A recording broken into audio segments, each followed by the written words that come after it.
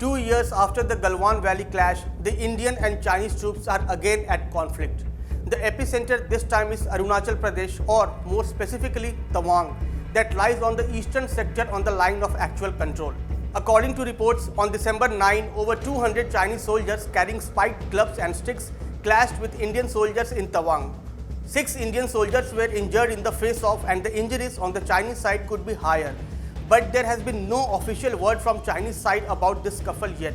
In the wake of this, a high-level meeting has been called by Defence Minister Rajnath Singh in New Delhi that will be attended by the External Affairs Minister, the NSA, the CDS, as well as the chiefs of the 3 forces. In this video, we decode the reasons behind India and China often clashing at the LAC. More specifically, why Tawang is such a contested claim between the 2 nations. But before that, don't forget to like, share and subscribe to One India. The root cause lies in an ill-defined 3,440 km long border that both countries dispute. 4 states, Himachal Pradesh, Uttarakhand, Sikkim and Arunachal Pradesh, and Union Territories of Ladakh share a border with China.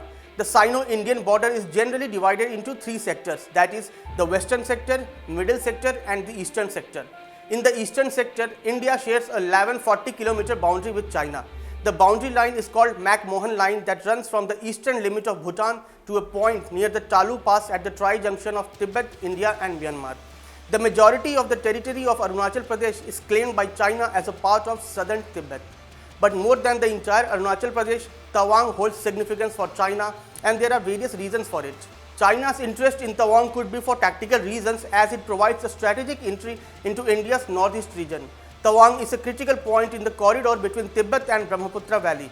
But apart from tactical reasons, it is Tawang's strong link to Tibetan Buddhism that drives China's claim on this part of Arunachal Pradesh. Tawang hosts Galden Namji Monastery, also called Tawang Monastery, the second largest monastery of Tibetan Buddhism in the world. China fears that the current Dalai Lama, with his seat in Himachal's Dharamshala, may ordain his successor outside the present-day Tibet, which is under Chinese occupation. If this were to happen, Tawang, with its historical links to Tibetan Buddhism and the presence of a large number of Tibetan refugees in India, would be the ideal place. For China, control over Tawang is linked to the legitimacy of its hold over Tibet.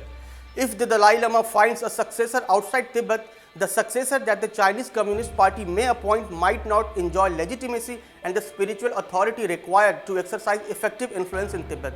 Controlling the selection of next Dalai Lama is critical for the Chinese Communist Party's long-term project of Sinicizing Tibetan Buddhism. Then there is the Bhutan factor.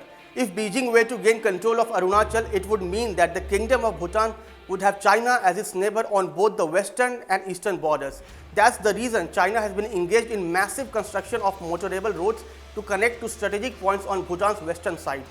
China wants to extend its roads from Dokala to Gamochin, which is under the guard of the Indian Army.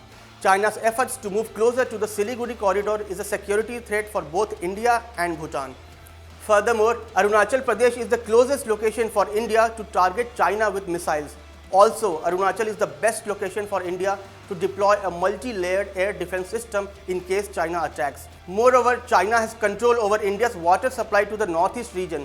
It has constructed several dams and can use water as a geostrategic weapon against India by causing flooding or drought in the region. And these are the exact reasons why Chinese and Indian troops often clash in the eastern sector. We hope you would like this new video. Thank you for watching.